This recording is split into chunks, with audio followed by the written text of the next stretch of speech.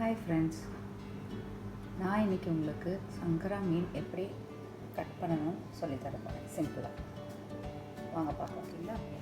First வந்து நம்ம எல்லாத்தையும் ஒரு பாத்திரத்தில் எடுத்துக்கலாம். கோல்டு வாட்டர் மட்டும், நைஃபும் சிசரும் இருக்குது. ஓகேங்களா? இப்போ ஃபஸ்ட்டு நம்ம என்ன பண்ணலாம், நைஃபை வச்சு இந்த வால் பகுதி, அப்புறம் இந்த சைடில் இதெல்லாம் நம்ம சிசரை வச்சு கட் பண்ணிட்டா கொஞ்சம் ஈஸியாக இருக்கும். இந்த சைடில்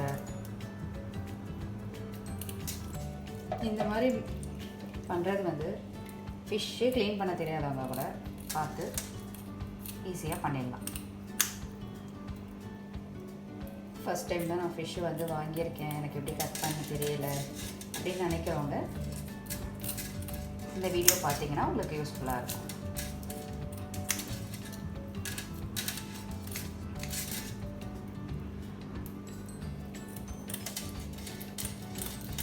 டஸ்ட்டெல்லாம் இந்த மாதிரி ஒரு ஓரமாகவே போட்டுக்கோங்க. இதுலேயே போட்டுக்கிட்டிங்கன்னா எடுக்கிறதுக்கு ஈஸியாக இருக்கும்.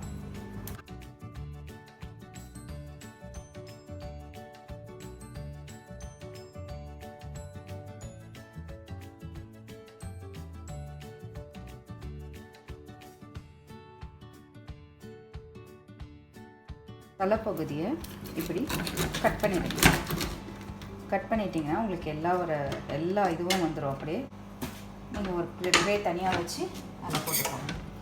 அதே மாதிரி சிசரை வச்சு இந்த பகுதியும் நீங்கள் இது வரைக்கும் கட் பண்ணிட்டீங்கன்னா உங்களுக்கு இந்த இடம் அப்புறம் க்ளீன் பண்ணுறதுக்கு ஈஸியாக இருக்கும்.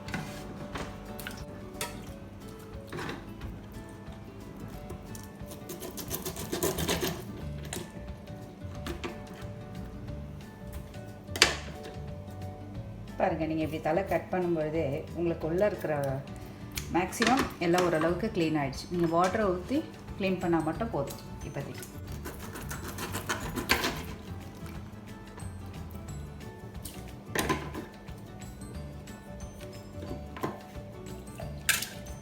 ஸோ பார்த்தீங்களா, எல்லாமே தலை க்ளீன் ஆகிடுச்சு. அவ்வளோ.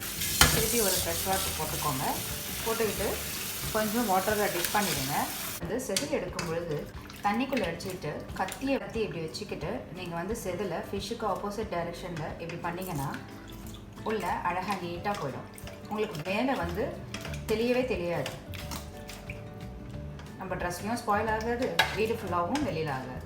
பாருங்கள், அழகாக வந்துடுச்சு. பாருங்கள், ஒரு இது கூட இல்லை. பாருங்கள், க்ளீனாக இருக்குது. பாருங்கள், இப்படி எல்லா ஃபிஷ்ஷையும் பண்ணிவிட்டு நம்ம இப்படி ஓரமாக வச்சிடலாம்.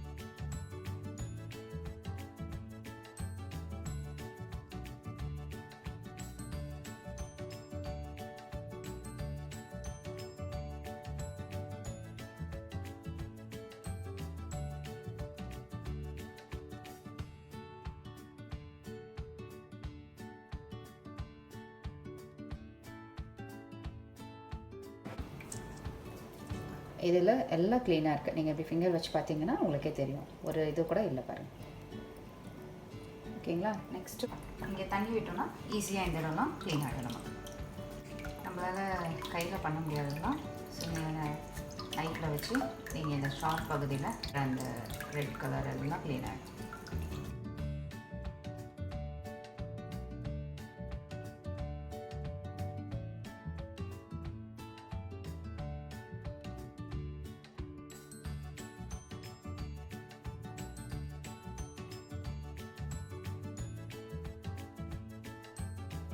இந்த இது பாருங்கள் எவ்வளோ க்ளீன் ஆகிடுச்சு. ஜஸ்ட் ஒரு ஃபோர்ஸ் வாட்டரில் கொஞ்சம் ஓரளவுக்கு, ரொம்ப ஃபோர்ஸ்னால் அப்புறம் ஃபிஷ் இதுவாகிடும், ஸ்பாயில் ஆகிடும். கேர்ஃபுல். வாஷ் பண்ணி இப்படி பக்கத்தில் வச்சுக்கோங்க. ரன்னிங் வாட்டரில்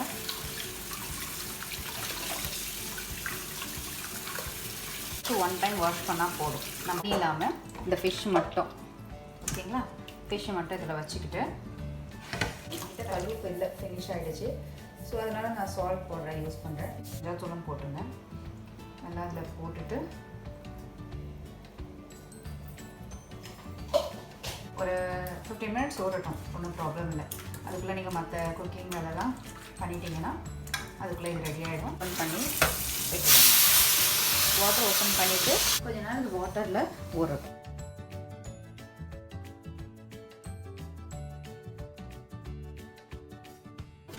கத்தியில் ஜஸ்ட்டு 2 வெட்டலை, நடுவில் வந்து ஒரு இது மாதிரி கீரி மாதிரி விட்டுக்கிறேன். ஏன்னா இன்றைக்கி நான் ஃப்ரை பண்ண போகிறதுனால அது வந்து மிளகாத்தூள்லாம் உள்ளே வந்து ஊறிச்சுன்னா நல்லாயிருக்கும் இல்லைங்க. ஒரு வாட்டி ரின்ஸ் பண்ணிக்கலான்ட்டு அவ்வளோதாங்க, க்ளீனிங் வேலை முடிஞ்சிருச்சு. பாருங்கள் ஃபிஷ் எப்படி இருக்குன்ட்டு. உங்களுக்கும் இந்த வீடியோ பிடிச்சிருக்கோன்னு நினைக்கிறேன். பிடிச்சிருந்தால் லைக் பண்ணுங்கள், சப்ஸ்கிரைப் பண்ணுங்கள். தேங்க்யூ.